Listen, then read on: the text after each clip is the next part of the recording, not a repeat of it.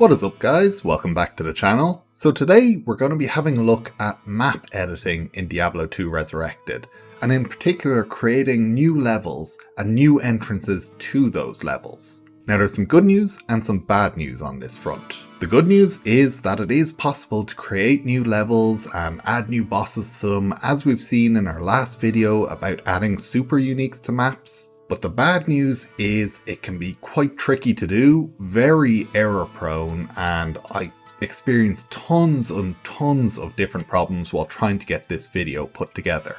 And these problems ranged from things like preset assets not showing up in the dungeons. So those preset assets were things like stairs down to the next level, they just wouldn't appear, and you'd end up with a level that had absolutely no exit. To the game simply crashing whenever I clicked on a dungeon or walking near the dungeon or trying to transition between levels. It can be quite frustrating, so if you do look at making new levels, you need a certain level of patience and to really understand what you're doing and take it step by step. And taking it step by step, you can identify what works, what doesn't work. And in some cases, some of the things I tried worked for other people, but didn't work for me. So that's kind of the level of problems we get into. However, we are going to see a completely new dungeon here in the mod that I'm showing you today, and how you can create that yourself. And as always, all these files are linked in the description below. And there's going to be a lot of links there today because there's a lot of different tools that we're using to accomplish this. And these videos build off my previous videos, so if you haven't seen those, check them out. I'll link the playlist up here. And as always, if you enjoy my content, please do remember to like and subscribe. It helps me out a ton and keeps me making these videos. So let's jump right in. Firstly, we're going to be in our Diablo 2 Resurrected mods and our warps mod. So that's what I've called this. We have our warps.mpq. If you don't know why these files are here, then go out and check my previous videos. So we've extracted all the files that we needed using cask view, which I've shown in all my previous videos. And the files that we're interested in are things like the Lvlmaze, Levels.txt, and Lvlwarp, and Lvlprest, or Prest as it's shortened to. So let's have a look at those files and what they're actually used for. We have our data, global, Excel, we have our levels, Lvlmaze, and now mazes are those randomly generated levels, so things like the catacombs, the sewers, etc. Those are all randomly generated, and the Lvlmaze.txt controls those. We then have the Lvlprest or Prest.txt, and that's all the preset levels, so things that never change or have one or two variations, along with all the static assets that are used in some of those maze files. So I'm talking about some of the static assets might be things like the entrance to the Den of Evil, where other full preset levels are things like the different towns or the Worldstone Chamber, things like that, where the dungeon is the same every single time. So that'll often be the boss arenas. And then we have the Lvlwarp.txt, which controls the warp points between the different levels and how you come out of those warp points, whether they're lit up, things like that. So since there's so much in these files, I'm not going to be going over every column, so I highly recommend that you check out the data file guide, which is included with Diablo 2 Resurrected. Using cask view, you can just go to data, global, Excel, and the Diablo 2 data file guide is there. You can open it up with any browser. And when you open it up with your browser, you can see all the different text files are specified here, and it actually goes into all the different columns, explains them, what they're used for, what the values can be, how they relate to other files. So it's very handy to use to actually understand what goes into these files and why something may or may not work. Anyway, back to the files. So we've got our data global Excel directory, we also have the tiles, and we've got our expansion here with town, wild temple, and combined ds1.bin. So these all contain ds1 files. And as we saw in my previous video on super uniques and adding new ones to the maps in Diablo 2 Resurrected, these are the original Diablo 2 map files, and you can open them up with Winds1edit, which I'll link again in the description below. And we go over how to use that tool a bit in the previous video. Now I'm going to touch on it very lightly today, and we'll see what it looks like. Now we also have this combined ds1.bin, And this is just a 0 kilobyte file. I basically made a new text file, renamed it that, and essentially it's meant to be all the DS1 files batched up together into a kind of pre-cached bin. But because we're editing the actual DS1 files, we don't want that file to be read because it'll just read it from the cache and won't take our changes into account. So we create a 0 kilobyte file which just has nothing in it, and that makes the game actually load the DS1 files from this directory that we've created. Now, in addition to this, we've created this catacomb depths.ds1. So this is a completely new level. It's not an existing level in Diablo 2 Resurrected. We've created this brand new. And this will be important for later where we have to create some other files to complement this. And now moving on to the HD directory, we have the env preset expansion directory. And here we can see another catacomb depths.json and an _old file. So this is just a file that I've copied from one of the other existing levels and modified it a bit.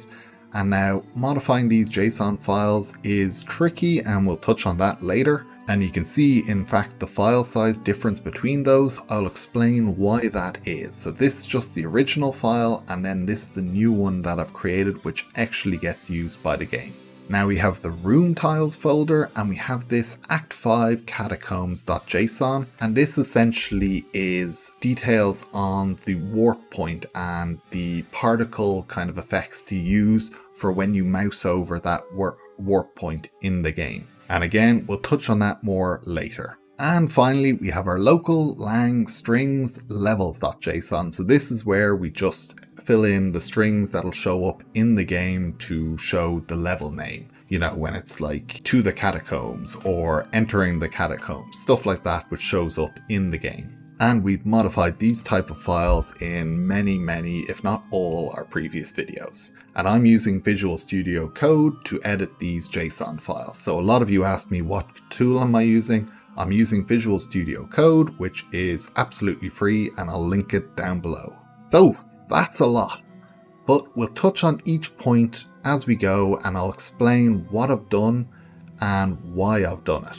And as always, I'll start out with the Excel files. So these level.txt files and the level warp, level maze, level preset. So our goal here is going to be to create a warp point from Harrogath, which is the Act 5 town, from there to a new level, which is a maze.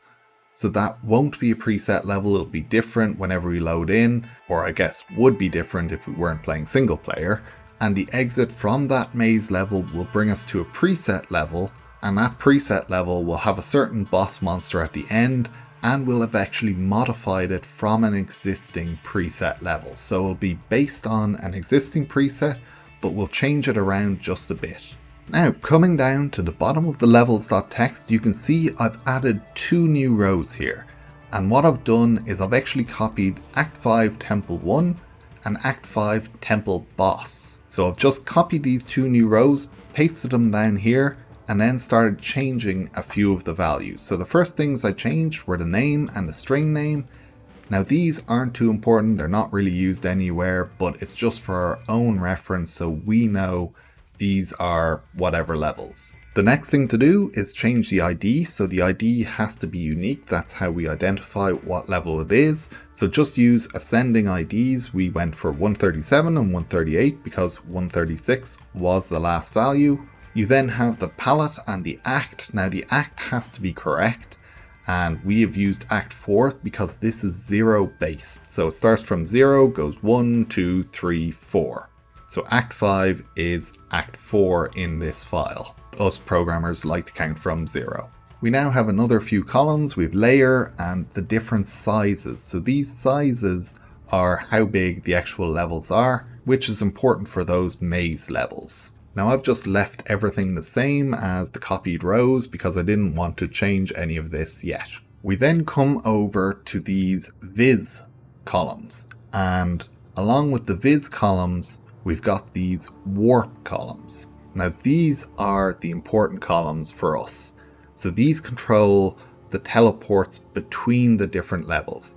And you can see here, Act 5 Catacombs has a viz 0 of 109, and a vis1 of 138, and those are the level IDs. Now these vises will add to the actual DS1 file, so those are the map files, and then we have to hook them up in this file to the actual levels they teleport to. So essentially we add a teleporter in the .ds1 files when we're map editing, or when the game generates a maze, it'll add in those vises automatically based on how the actual mazes are meant to be generated, how many exits they're meant to have, etc, etc. So we can see here our catacombs, the vis 0 goes to 109. So level 109, if we go back, we can scroll up and see level 109 is Act 5 Town, Harrogath. So our catacombs, the vis 0 teleports back to the town. And indeed, with Harrogath, we've actually edited the vis 0 there as well. So if you remember, the town in Act 5 actually has no teleporters in it, bar the temple red portal, which shows up after a quest. So we've actually modified the map file, which I'll show later, and added a vis 0. And that goes to 137, which you remember is our new ID for the catacombs level. And we've also modified the warp 0, which is 83. And this ties back to the Lvlwarp.txt. So these are the two modifications we've made to this line for Harrogath in the Levels.txt. Just the vis 0 and the warp 0. So now's a good time to go over that Lvlwarp.txt. And here it is here. We've created a new row here. And this is a completely brand new line of Act 5 Catacombs. Now the name here is actually important, so do make sure that you name it something sensible and remember what that name is, because that ties back to a JSON file that we saw earlier. We then have the ID column, which is 83. Again, it's in ascending order. However, you might note that some of these have the exact same ID. And this is because they're two different variations of the same warp. You can see an up left and an up right. So this is essentially if the exit is facing left or if it's facing right. You'll be walking out of those in different directions, and they'll have different effects tied to them so that they light up in different ways. And so they have the same ID, but crucially they have a different unique ID. So this unique ID is very important. These have to be different for every single warp. But because we're just making a single warp point, which will be the exact same every time, we don't need to worry about that. So we just pick the next ID, which is 83. And now for these values, I just copied them from a previous tutorial by Bonesy. Now Bonesy has several different tutorials that go in depth in different things about Diablo 2 Resurrected. And I'll link his channel up here and in the description below. So do check out his content. He goes into a lot more depth on some of these topics and touches on some different topics to myself. Again though, if you read the data file guide, you'll understand what these columns are and what values to fill out, and a bit of trial and error will actually get everything working correctly for you. Now we have something interesting here, which is this lit version column. So this is something that wasn't really used in the original Diablo 2 modding when you're creating a new level, because it was actually kind of tricky to get the lit lighting effect to work. So what this is when you mouse over the teleporter, it will actually light up to highlight that teleporter. So we have a 1 in here because we do want that to happen. We then have a direction for this. Again, I said this is the only one we're having. There's no left or right variance, and so we have B for both in here. And again, the unique ID, make sure it's incrementing and different from all the other IDs. And now, when I said the name was important, I'll show you what I mean now. So we have Act 5 Catacombs, and if we go to our data, HD room tiles, we've created this new Act 5 Catacombs.json. So that's the name column with all the spaces replaced with underscores. And now what you can do is you can copy this from Cast View from an existing file. So if you look here at our data HD room tiles in Cast View, you can see we have loads and loads of different examples. So if the area you're making already has a teleporter with a light up effect, which is similar to what you want, you can just copy that essentially. And we're using the same teleporter as Bonesy had, so I'm using pretty much the same effects here. You can see the positions and orientation and scale of the lights and all, and this is a mouse over light small dot particles. So this is just the actual light effect and the particle effects for when we mouse over that door. And we're using that because the lit version is set to 1 in the Lvlwarp.txt. So we're back to Levels.txt, and that is why we have an 83 in the warp 0 column, because we're using that new warp that we set up in the Lvlwarp.txt. And the vis 0 is going to 137, which if we scroll down and check, 137 is our catacombs and 138 is our catacomb depths. So we'll go back over, we can see vis 0 goes back to town, vis 1 goes down to the catacomb depths, and then vis 0 in the catacomb depths goes back up to the catacombs. And the warps that we're using are just the ones that actually existed in the temple, so we don't need to use any new type of warps. These values have not changed from where we copied them. And if we come over a bit further, you see we can modify the monster level for each of the difficulties, we can change the monster density, we can change the number of unique monsters, the different types of monsters that spawn, and we can do this for each of the different difficulties. Now, I actually have modified these monsters because for some reason the temple spawns loads and loads of different weird monsters, but only in nightmare difficulty. In normal and hell difficulty, you can see normal here, we've very normal spawns. In hell difficulty, we have those same normal spawns, but for some reason in nightmare difficulty, we have things like sand leapers, fallen shamans, fetishes, skeleton mages, etc. spawning, baboons, sand maggots. I don't know why nightmare has different spawns, it's just weird. So we've removed them for our new level. And finally, as we come over, we have these columns here. So we have the level name, the level warp, and the level entry. And this is essentially what the levels are actually called. These tie back to that Levels.json in our local lang strings directory. So these are the keys that we use to look up the different translations for the text in game. And level name is essentially the level name. For example, if you have your minimap open, it's the name in the top right corner. The level warp is the name when you mouse over the actual warp point, the teleporter to the new level. It's what shows up then. And then the level entry is once you actually go into that teleporter and start in the new level, it comes up entering whatever.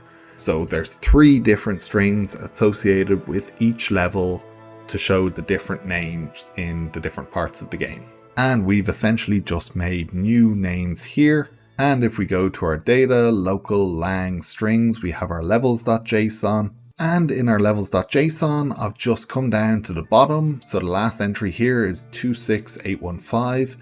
We've created an ID that's way beyond that. So remember, it's across all the JSON files in this directory that the ID has to be unique. So we're choosing something that's just way outside the used IDs. So we've started with 80,000 and our key was Harrogath Catacombs, and 80,001 is to the Harrogath Catacombs, 80,002 is entering the Harrogath Catacombs, etc. We repeat those for the catacomb depths. So if you remember, I said 3 strings per new level. We have 2 new levels, which means we have 6 new entries here. And there's nothing new or surprising about that. We do that every time we create new strings in the game because we want the text to render.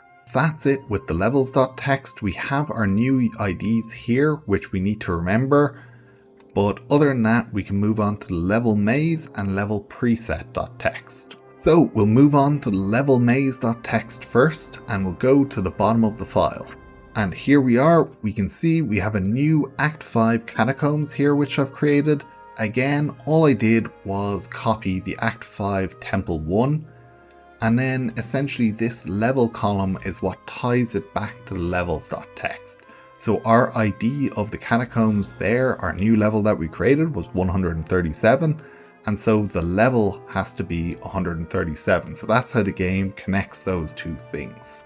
And other than that, I didn't change anything. All these are the exact same values, so it's a nice, simple file.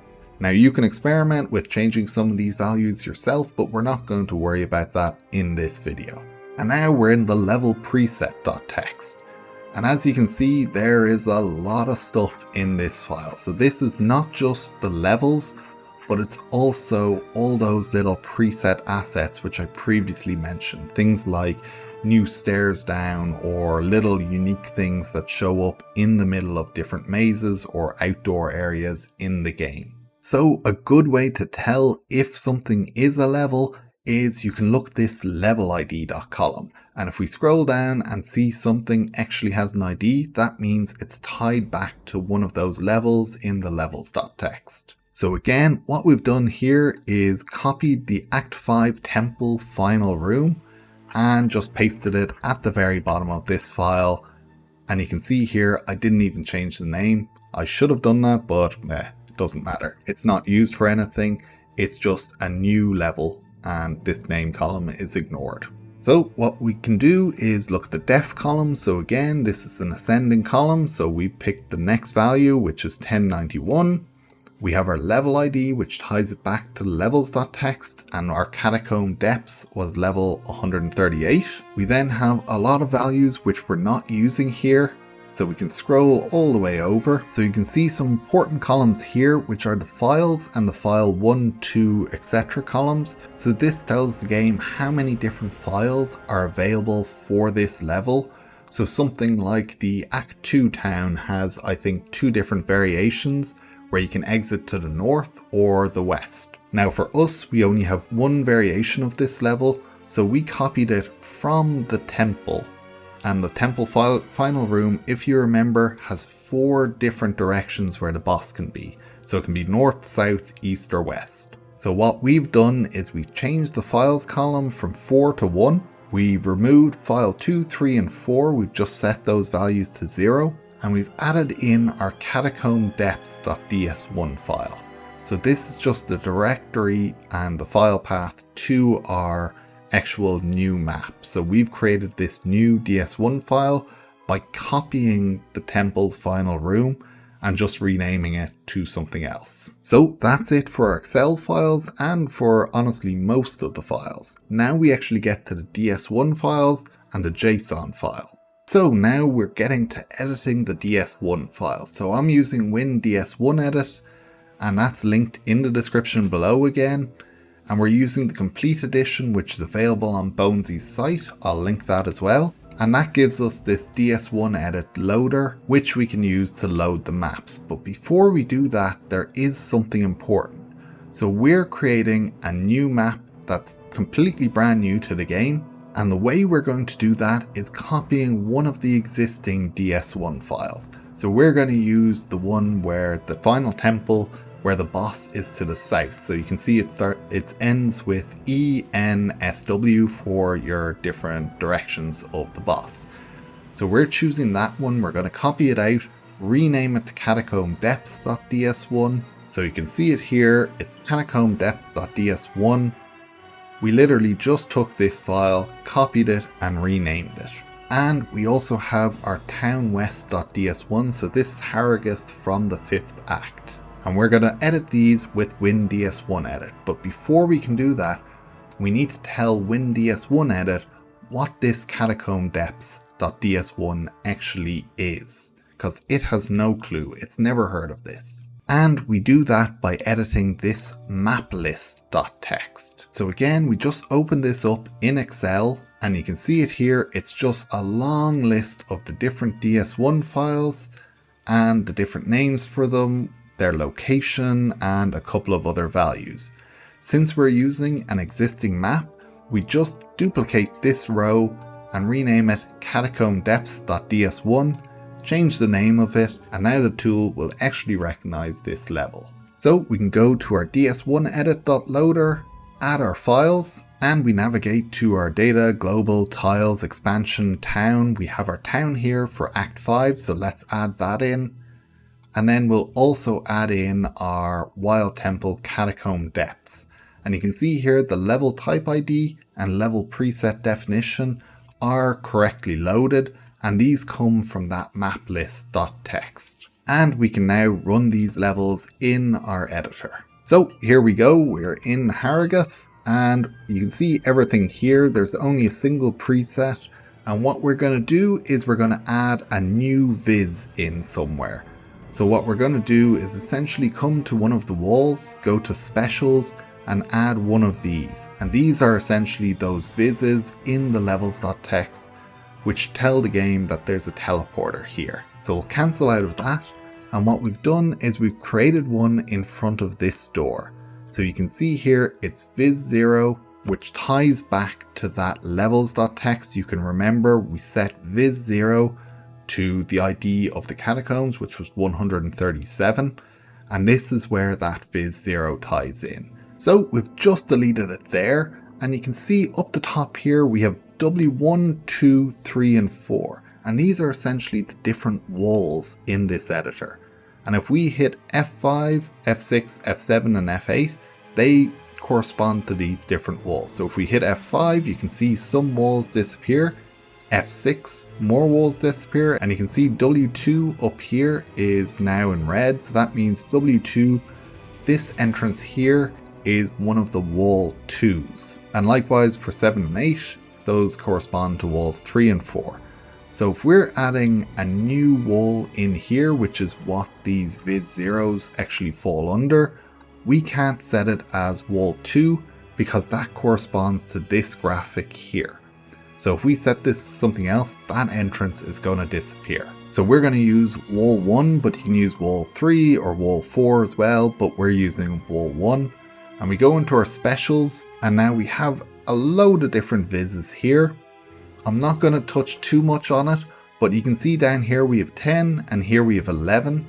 And 10 is basically going right, 11 is going left. So we want an 11 because our entrance is coming out to the left. So we've added that in there, and that's all we need to do. We can just save this file and move on to the next one. We've added the viz in here, and that's already tied in through the Levels.txt. Now, if we actually hit 2 on our keyboard, we'll load the next level. So this is level 1, and we can use the num keys to actually toggle between these different levels. Sorry, I shouldn't say num keys, I should say the actual numbers at the top of your keyboard above, QWERTY, not on the numpad to the side. So 1, 2 above Q and W. So if we hit 2, we switch to our second map. And you can see here, I've already edited it. So what I did was I took that Temple South file and I just walled off all the other areas and deleted them so they don't exist in the game anymore. And instead we have walls all around. So all we can do is come into this level and go south. And if I toggle between the different modes, so I'm in object placing mode now by hitting tab. So we can go to pathing, terrain, which we've already seen by adding the vizzes, or object mode. You can see here we've added Frozenstein in here. So he's one of the super uniques who already exist. Again, if you'd like to add your own super uniques to the game and boss monsters, you can check out my previous video. But we've just added Frozenstein in here, so he's going to be the boss of this area. And once we've deleted all the terrain that we want and have the level looking like we want it, we can just save and exit this. So we've got our DS1 files, which are our maps, we've got our strings, we've got all our Excel files added, all the level data is there. We've even got our warps between them, along with some particles for when we mouse over those warp points. So what's left? Well, here's where things get a little tricky. So what's left is in this data HD env preset expansion while temple, these files here, these JSON files. And if we open them up, they're an incomprehensible mess, which is several thousand lines long. So we can format this as a JSON file, and you can see it's like 100,000 lines long. It's absolutely ridiculous, and this contains all the definitions for the different objects and terrain, etc. in the level, because Diablo 2 Resurrected doesn't strictly use those DS1 files for everything. it doesn't use them for the new graphics. So while it's used for collision, for placement of monsters and objects and stuff like that, it isn't actually used for the actual new graphics which show up in the game. For that, we have this JSON file. And I'm sure you're thinking, well, I'm not editing this JSON file, all 92,000 lines, to remove what I removed in the DS1 file and add in whatever I've added. That would be insane. And you're perfectly correct. We're not going to edit this by hand, but the tools to edit it aren't great, unfortunately. So what we're going to be looking at today is Pair of Docs's Unity D2R Scene Editor. So this is a scene editor which is kind of not a plugin per se, but a bunch of scripts which work in Unity, allowing us to see the Diablo 2 Resurrected levels. And after loading them, we can add new things to those levels. Now notice I said add because we can't actually really remove stuff. And the eagle-eyed out of you there might notice that this was last updated 7 months ago. So this unfortunately isn't under active development, and it is quite lacking at the moment. Unfortunately, I don't think there was a lot of interest around this tool. No one was really editing Diablo 2 Resurrected levels at the time, so the interest of the developer kind of waned. But it does have a license, so if you guys want to contribute back to it or fork it and redo it yourselves, I fully encourage that, but do understand the license and understand what that means. It is an AGPL3 license, so there are some things that go along with that. If you do decide to fork it, just understand what that means. If you decide to contribute back, I'm sure Pair of Docs would greatly appreciate that. So we can grab this from GitHub, we can download a zip file of this from the page itself, and we can follow the instructions here where we create a new 3D project, download the repository, zip, move it into that new project, etc. So essentially in Unity we're hitting new project, creating a new 3D project, and you can see I have it here, Catacomb Depths, which is in eDrive, Unity Projects, Catacomb Depths. And if we go into that, you can see this assets directory, and that's where we actually unzip the zip file that we downloaded from GitHub. So you can see in here, I have this scripts directory. And if we go into scripts, you see this savejson.cs. So these are all C# files. And if we open this up, I've modified it slightly by changing the preset and the data path to my Diablo 2 Resurrected directory. Now keep in mind, this tool requires you to extract all the data files for Diablo 2 Resurrected. So we're talking about all 40 gigs of files using CaskView extracted and put in the correct places. So we have data, you can see global, Excel, all the files here. Primarily what's important are these this HD directory and all the files inside that. So you can see all the models here, and you'll notice different level of details for these. So you can see torso LOD 0, so LOD stands for level of detail. Essentially, different level of details allow you to make some graphics higher or lower fidelity so that they use more or less resources. So most of the models have different level of detail models, and that's kind of handled in this script. So you can kind of see down here somewhere, you can see if the model high quality boolean is false, then we set LOD4 as the model to load, and otherwise our LOD model is loaded in from whatever we set. So LOD model is LOD0.model. Now there were a few small things I had to do to actually get this working as well for this video.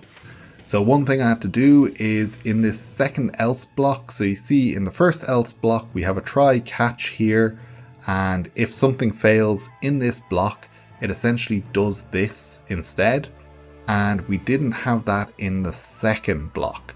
So I've added a try catch in here because there was something essentially failing in here in the mesh.load, and basically Unity was not loading the level, which wasn't good. I obviously wanted the level loaded so I could add stuff to it. But as I said, if you know C# or just want to learn a bit more, this is actually a fairly simple and straightforward script, and there's a lot here to use. New features I'm sure would be easy to add, and I'm sure Pair of Docs would appreciate the help and any PRs back to his repository. Oh, and before I forget, there was one other thing I changed in here. So I changed the render mode from screen space overlay to screen space camera. So essentially, he was creating a canvas over the screen in Unity, which we'll see in a second, and adding two buttons to that to add a new object or to save. And that save triggers actually saving the JSON file. Saving in Unity does nothing. And the problem I was having was those buttons would disappear. So what I've done is I've changed the screen space camera and changed the world camera to the main camera, and that way those buttons are always tied to your camera and you can see them at any point in time and click them. So that just fixed that little issue where I'd add new things to the map and then the save button would disappear and I wouldn't be able to save it, and so it was useless adding those new things. But anyway, back to Unity. So we have our scripts directory, we've followed the instructions on the GitHub, we've extracted all our assets into this directory, so we have our scripts, etc. You can see our catacomb depth. So what I've done is I've just copied the JSON file over, and remember that JSON file was just a duplicate of the final temple south.json. So we just duplicated that, renamed it, and we've copied it over here so that Unity can actually see this file and edit it. So now that we've loaded everything up, when we tab over to Unity, it's going to refresh the scripts. So we've added a new component here as well. It's this one here. What we did was we followed the instructions, we clicked add components, scripts, save JSON. And that loads our save JSON, which we had previously modified in Visual Studio Code. So you remember what we did is we updated the preset here and the data path for Diablo 2 Resurrected. And you can see it here, catacomb depth.json. We've left all of these the same. And this add component, by the way, is on the main camera here. And now if we hit play, it should load the level.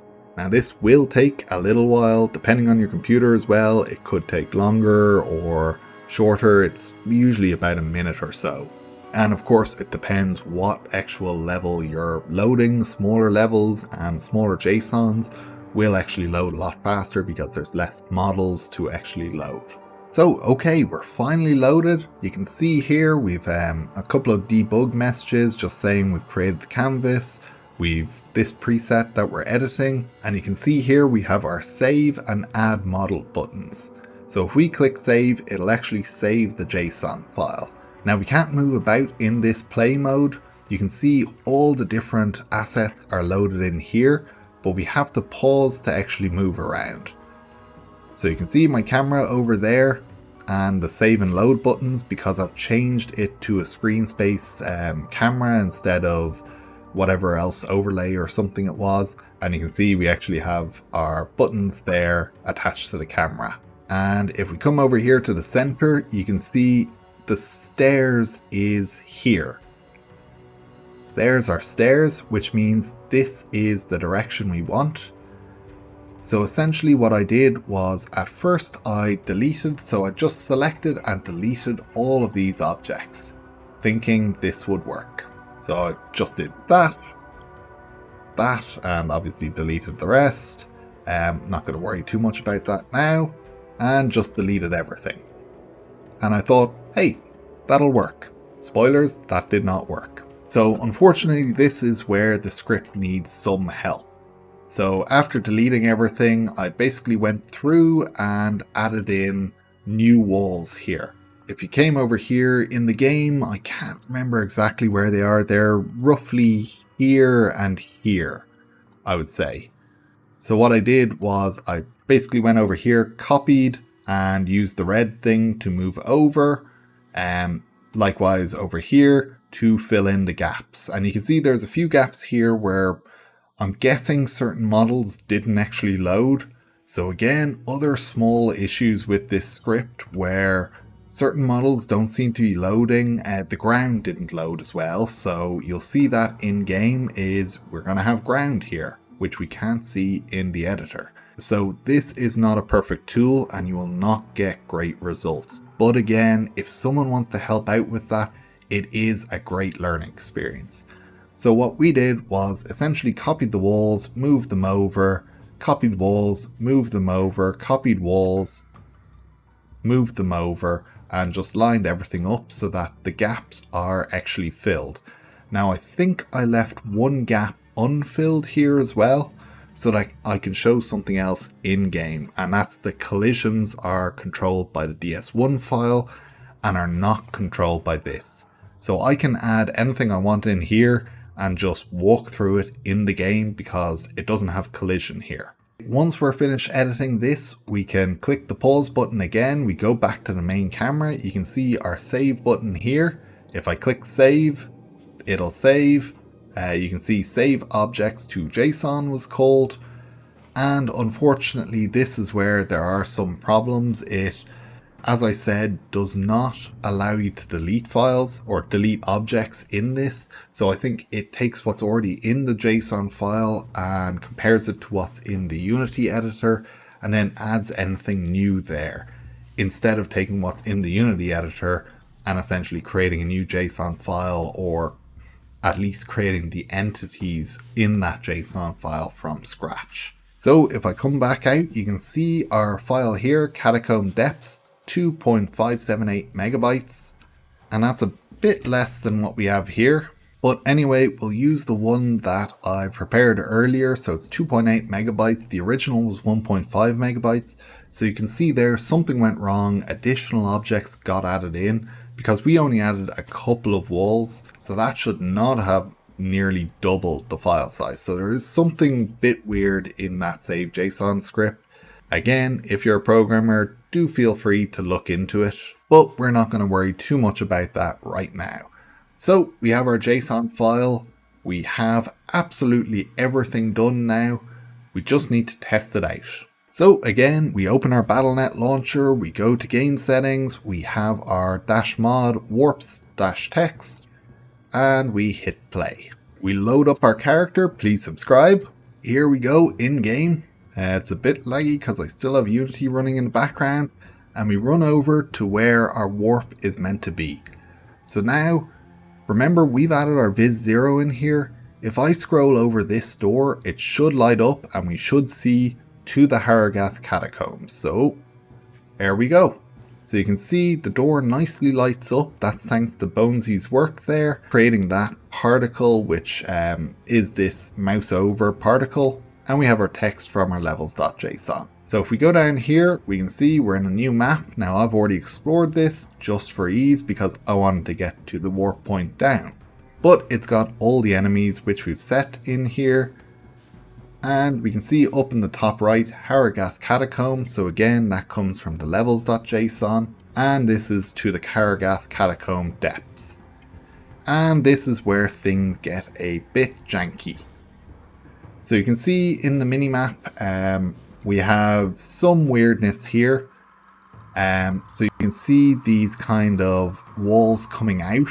So that's due to what I chose in the DS1 file. They were actually corners and not full walls. So that was just a mistake in what I chose. You can see here though, all the files or all the walls are actually filled in. So we did everything correctly here. If we toggle back to legacy graphics, you can see, yeah, all the walls are here. Look at that. Everything is there. So all the legacy graphics stuff worked and you can't see anything past these walls. However, you might notice, I'll see if I can find a good angle for this. You can see pillars back here. There's the ground still there. So you can see here was a corridor and here was a corridor. And likewise on the other sides, you can see there was a corridor and there was a corridor. Now we've created the walls, but better seeing it here. Big corridor there, big corridor here, and I forgot, as I said, to fill in the wall here. But if we switch to legacy graphics mode, you can see this is coming from the DS1. There is no corridor here. So if we try to run down here in the newer graphics mode, the collision comes from the DS1 file, not the new graphics, so we cannot run down there. There's nothing there, it's just that JSON file says there's some objects back here, but they don't have collision, they don't do anything, etc. So let's actually run down and see the boss. So if you remember, we added Frozenstein in as the boss of this area, so we run down and there he is. And there he dies. What did we get?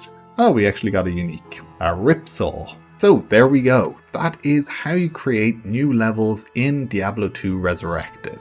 And as I said, it is a bit janky. There are a lot of strange things to it. The tools are not perfect yet, so if you want to contribute, please feel free to do so. And there are also a few caveats which I haven't mentioned yet.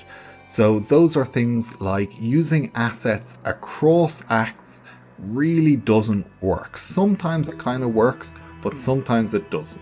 In fact, most of the time it doesn't. So for example, I was able to add the tower in the Black Marsh. So that first preset I was able to add into Act 5 into Harrogath, and that was no problem. But when I went down into the Forgotten Tower level 1, unfortunately the preset for the stairs down did not load. So I was trapped in an impossible to exit level, besides obviously going back up. And likewise, I tried things in Act 2, Act 3, Act 4, and most of the time the game would just crash. So using assets and levels from different acts more often than not will result in a crash or something just not being usable. And as I said before, sometimes it works for some people but doesn't work for others. So as I mentioned Bonesy earlier in the video, he had it going from Harrogath down to the Forgotten Tower preset, down through all 5 layers of the Forgotten Tower, and it worked perfectly for him.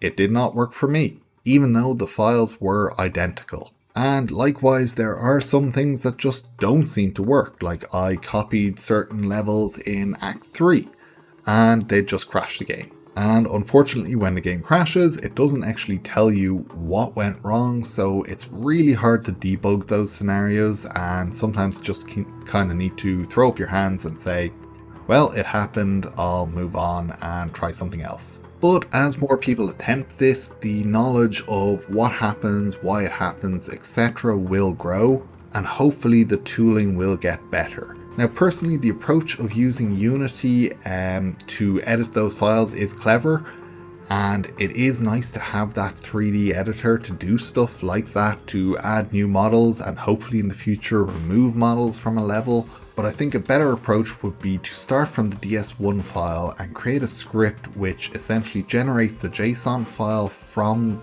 the data in that DS1. So essentially you're just building up the JSON file from exactly what's in the DS1 and comparing objects and stuff across the 2 files and having like essentially what Winds1edit does, where it has a list of all the objects and what they correspond to. And that way you could actually build up a JSON file in a couple of seconds from a DS1 using an automated script. But saying that, it would probably still be useful to have that 3D editor to go in afterwards and actually tweak the look of things in 3D to make sure you're actually happy with how the level looks in the final product. But that's it for me today. I'm sorry for the length of the video, but I did touch on a lot of different topics in this. And again, all the links are down below. And if you enjoyed this video and want to see more, please do remember to like and subscribe. It helps me out a ton, and I'll catch you guys in the next video.